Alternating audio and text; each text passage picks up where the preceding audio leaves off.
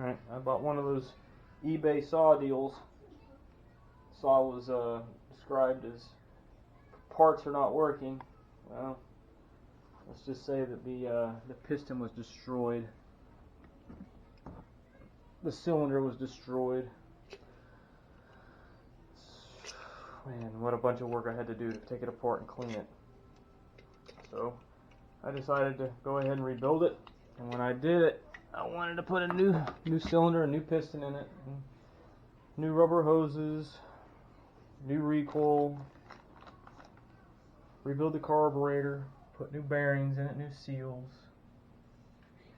So I ordered everything from Sawzilla. Here's the original cylinder. You can see all the carnage in there because I guess they ran it too lean and the piston came apart. But now you can see the reliefs on the side are different than the Sawzilla version.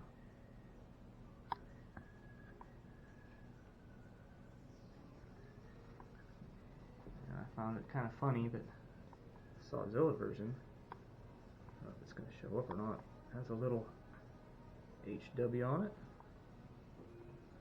I thought I found a little H right there on the piston, on the cylinder. Now my only complaint so far with this are the little clips, the piston clips, the piston pin clips, and the fact that the cylinder does not come with a plug. I had to dig one out. I forgot to order the decomp valve. The bearings seem like they're pretty good quality. I don't know if you can catch that right there. It says made in Japan on it. I was worried that the recoil would be a different color of plastic, but it really does appear to be very close to the same color as the Stihl plastic.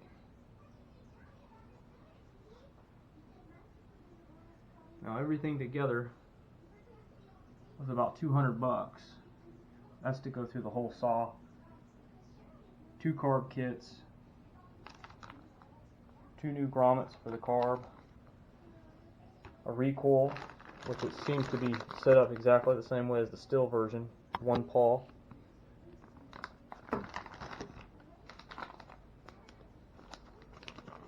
A new worm gear with spring,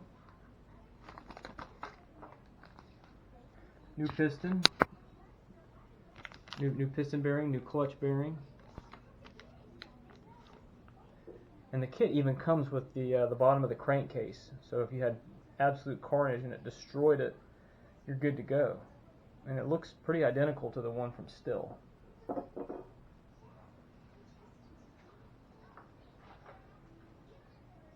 All in all, it was like $200, and that was with 2-day shipping, compared to probably $200 just for the piston and cylinder kit from Stihl. We're going to give it a try, and we're going to run it against a stock MS290 and see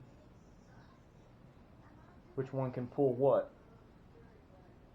and which one operates with the same amount, if they operate with the same amount of power, or if one just outpulls the other. We'll swap the bar and put the same bar on each one.